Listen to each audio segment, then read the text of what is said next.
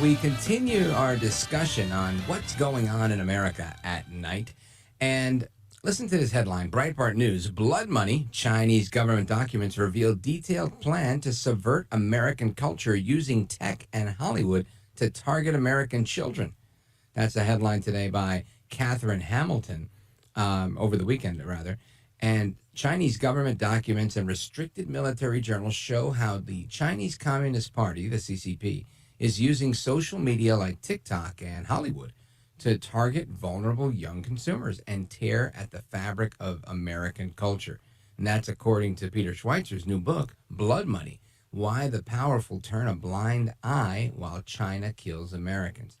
Now, this is something I want to talk about. And who better than the author of the book, Blood Money, Why the Powerful Turn a Blind Eye While China Kills Americans, Peter Schweizer, to talk about it. Peter Schweizer, welcome back, sir.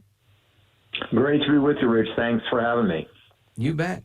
So I love the title of the book, Blood Money, because I think it's right. It's appropriate, right? We look at Joe Biden, we say, man, this guy's got blood in his hands. I look at Xi Jinping and I think, he's right up there with Putin. Let's talk about the book that you've written, the research that you've compiled, and why you chose this as the namesake for the book.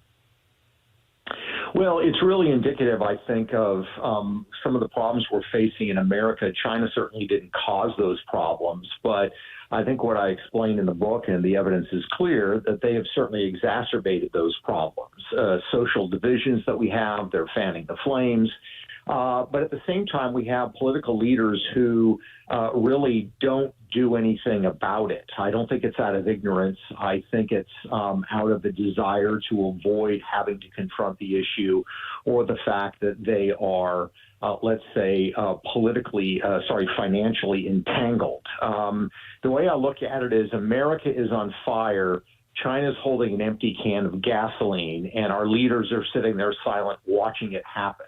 And I think that explains a lot of the things that are going on in America. Again, China didn't cause them, but they are absolutely exacerbating them on a daily basis. I think you're right, Peter Schweizer, and I love the analogy. We're on fire. China's holding the empty gas can. And I think that's been the case since COVID-19. And we turned a blind eye then, and we continue to turn a blind eye. What is the fear? Do you think the fear of calling China out for what they are, is it that they'll try to collect on the debt that we have with them, that they will try to cripple us with a more intense trade war? Would it be more of what they're doing, more subversion of American culture and indoctrination? What do you think the threat really is, why people don't go at China, either side of the aisle? Well, it's a great question, Rich. I think that a lot of people in Washington don't want to do it because it complicates their job, right? People don't want the heavy lift. They prefer to go the easy path. And once you accept what China's doing in terms of, increasing violence on our streets, increasing social division, once you acknowledge that they are meddling in this way, your job becomes a whole lot more difficult in Washington. So I think that's part of the answer.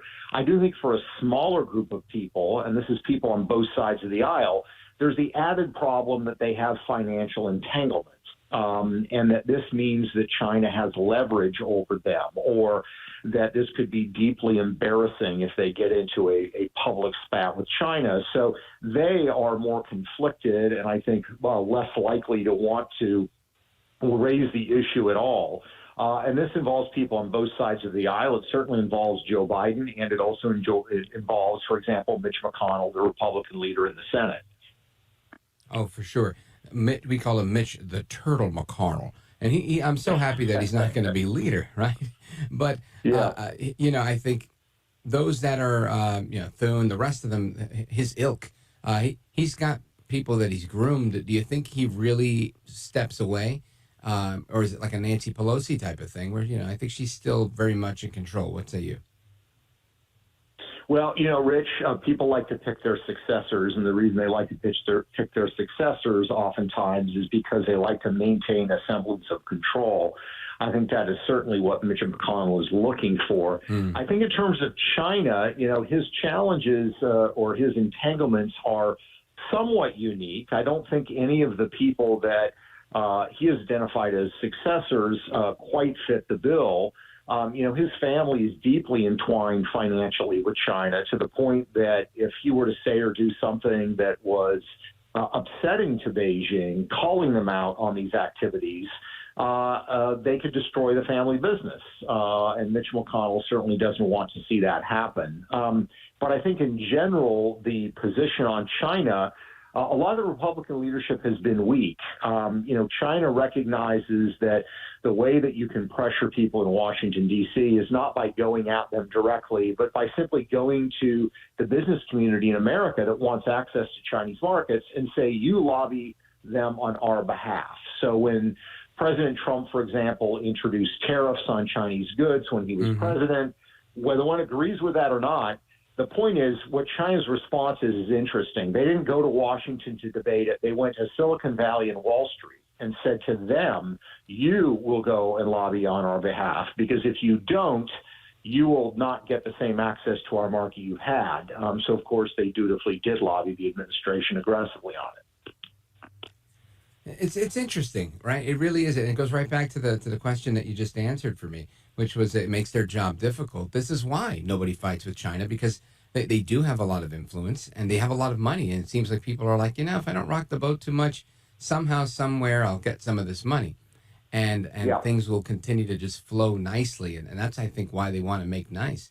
But meanwhile, we're staring down the barrel of endless amounts of propaganda. And they're very good at this, just like I think the Russians and the Iranians are now becoming good at this, of this creating propaganda and to turn a culture. And we're seeing that. And you get into that a little bit with your book. And I want to know more about your thoughts on TikTok and other types of influence that they have besides Hollywood, because I think this is a vulnerable place for Americans, whereas I think there's a lot of people out there that are like, I want to start a YouTube channel. I want to become an influencer.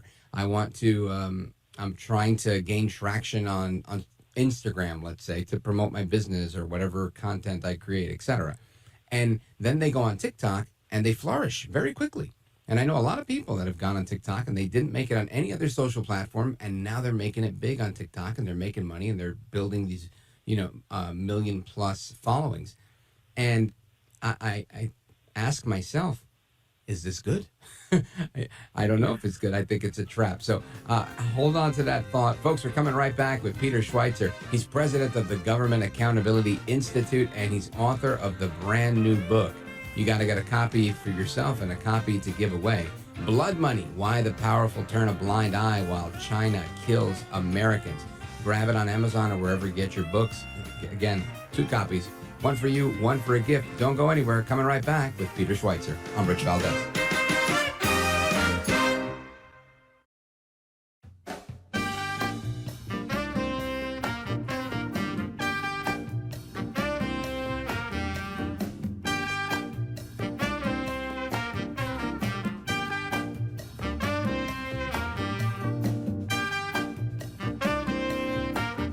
Mr. Call Screener, who is a budding radio star, by the way. Richie Valdes is terrific.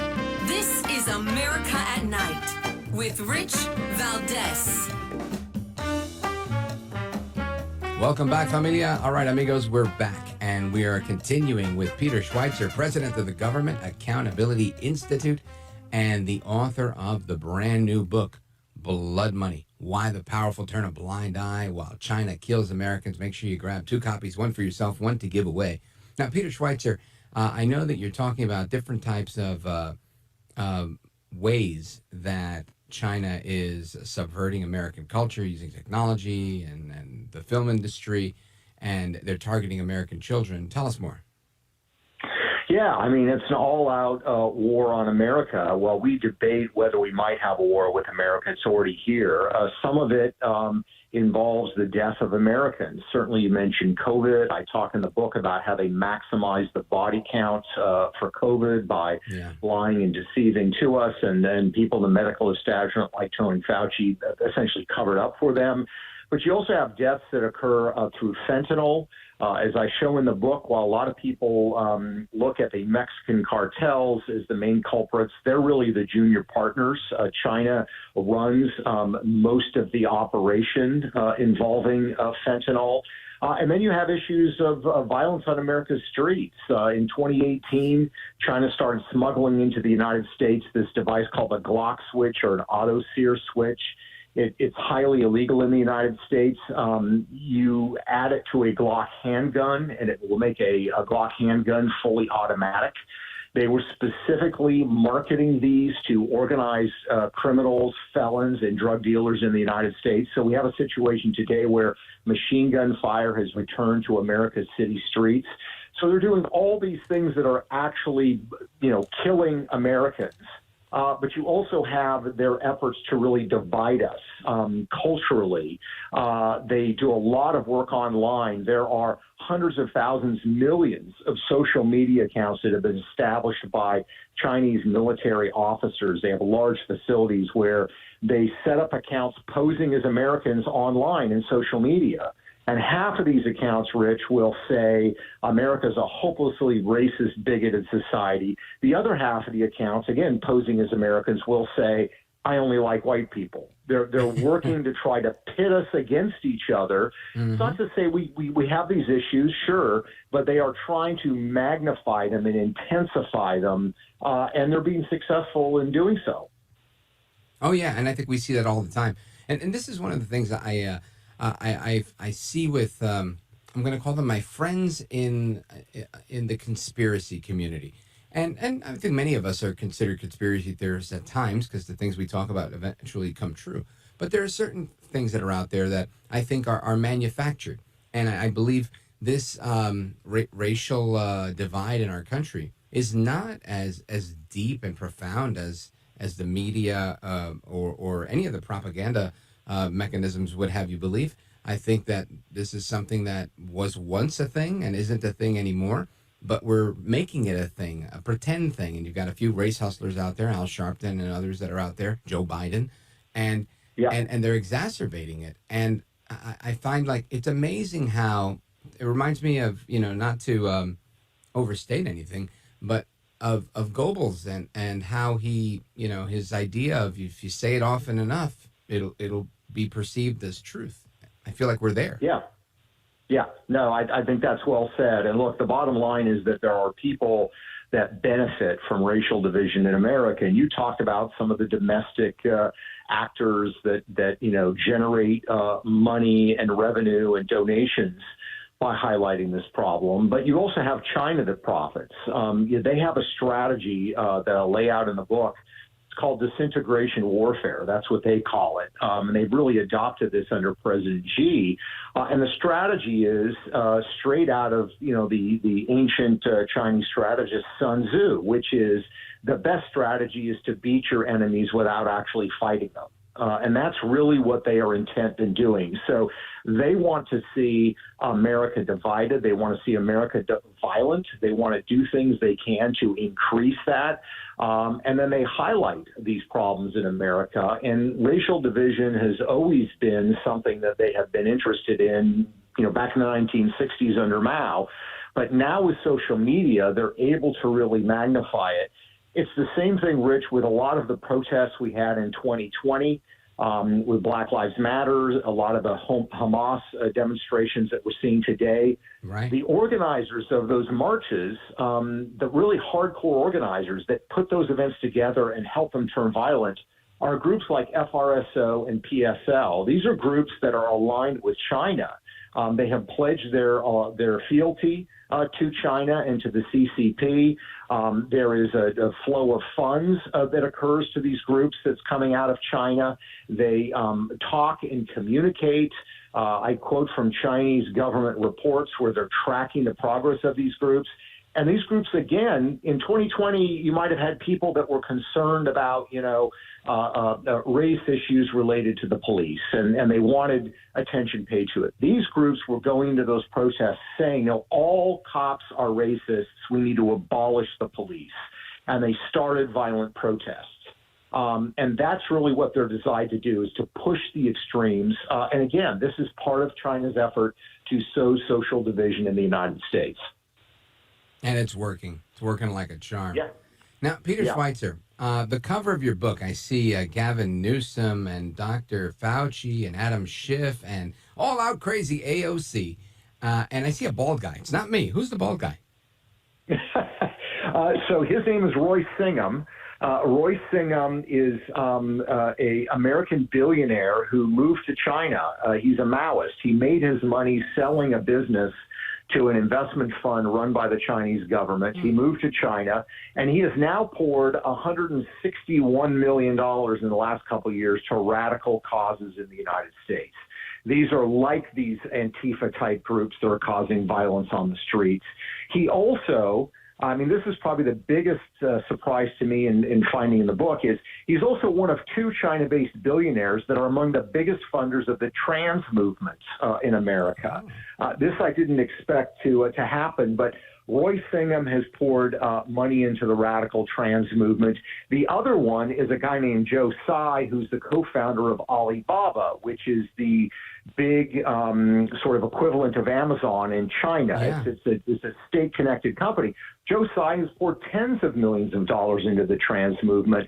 And here's what makes me suspicious about what's going on, Rich. There's no, neither one of these gentlemen is trans. They don't have family members that are trans. But here's the kicker. Neither one of them actually advocates for these positions in China itself. They're only funding and supporting these activities in the United States. Anybody who looks at this knows that the situation for the alphabet community, LGBT community, is far worse in China than it is in the United States. Right. They don't have that issue there. Exactly. But these gentlemen do not advocate for these positions in China. They only advocate in the United States. And I think it's one of the reasons, with the money they put behind it, that it has emerged as such a powerful issue over the last couple of years. And again, it creates and sows division and confusion in the United States, which is one of the things that the Chinese government wants to achieve. Wow. Folks, again, we are on with the author of Blood Money, Why the Powerful Turn a Blind Eye While China Kills Americans. And that's Peter Schweizer. He's president of the Government Accountability Institute. We're coming right back with him, and I want to hear about why AOC's on the cover of your book as well. She's definitely our least favorite congresswoman from the Bronx and Queens, and she's making it big time with your soon-to-be New York Times bestseller. Folks, we're coming right back with Peter Schweizer. This is America at Night with Rich Valdes.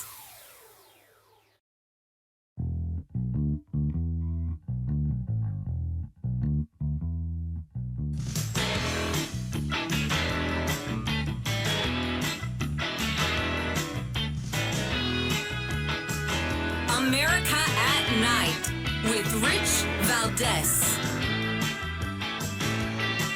All right, amigos, welcome back. We continue our conversation with Peter Schweizer. He's author of the brand new book, Blood Money. You got to get a copy for yourself and a copy to give away. Peter Schweizer, why is AOC all out crazy, our least favorite congresswoman from the Bronx and Queens, on the cover of your book? Well, there's several reasons. I'll give you what I think is perhaps the most interesting, and that is that China views AOC and Bernie Sanders as, in their words, very important vehicles for advancing their agenda in the United States. Now, that may seem obvious to listeners in your program, but the fact that China writes this in black and white in its internal assessments of the United States, I think, is particularly interesting. And what they basically do, Rich, is they argue that, the Communist Party USA is really nothing. I mean, it's got a few thousand members. It has no influence. But the Democrat Socialists of America, of which AOC is a member and which Bernie Sanders affiliates himself, they view as an imperfect vehicle, but a vehicle nonetheless to advance CCP causes in the United States. And it manifests itself in all kinds of different ways. For one thing, AOC does not criticize China on anything. You look at the fentanyl crisis, which has ravaged her district in the New York area. She will not call China out on it, even though China is involved in every single aspect of bringing this poison into the country. And I would argue is the senior partner, the drug cartels are the junior partner. The other aspect, I think, of it is that AOC would not criticize China for what happened with COVID and how they used COVID to manipulate the United States and to try to imitating some of its own policies. So that's the reason, among many others, that AOC is on the cover of the book. Yeah, I'm glad you brought that up because, I've always thought that AOC and her communist sympathizing grandpa, Bernard Sanders, that they're such a dynamic duo and they're so odd in American politics, right? They're really so far to the left. Liz Warren kind of comes in, I guess, alongside them in many ways, but there's not a ton of them that are that unabashed as they are. And I've always wondered why and what the tie is, what the connection is. And I guess China sees some value in them, Peter Schweizer. Yes, they do. And I think that's the important point to make is that, AOC and Bernie Sanders, they position themselves as, well, we're to the left because we care about people. Now, look, we can have a discussion about the fact that it doesn't really help people, but that's their position. The problem is when it comes about that China is actually doing brutal things to people, they will not criticize China for it. And you have to ask yourself why. And I think it's because they feel this ideological fealty to them. You saw this especially during COVID. We know for a fact now, I laid out in the book, that China lied to the United States. They did things to maximize the body count. For example, they knew for a good 2.5 months before they told us that this virus was actually transferable from person to person. They denied and said that that was not the case for 2.5 months. Why did they do that?